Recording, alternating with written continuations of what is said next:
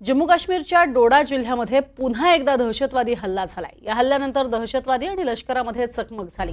डोडामध्ये परवा झालेल्या चकमकीत एक जवान जखमी झाला होता, तर एका दहशतवाद्याला ठार करण्यात यश आलं होतं। दुसरीकडे कठुआ परिसरात सुरक्षा दल आणि दहशतवाद्यांमध्ये चकमक झाली। कठुआ जिल्ह्यातील एका गावात लपून बसलेल्या एका दहशतवाद्याला बुधवारी सुरक्षा दलांनी कंठस्नान घातलं। त्या गावामध्ये 15 तासांपेक्षा जास्त वेळ हे सर्च ऑपरेशन सुरू होतं। मंगळवारी रात्री उशिरा दहशतवाद्यांनी डोडा जिल्ह्यातील भदेरवाह पठाणकोट या मार्गावरील एका चेकपोस्टवरती हल्ला केला। यात राष्ट्रीय रायफल्सचे 5 जवान आणि एक विशेष पोलीस अधिकारी जखमी झाले।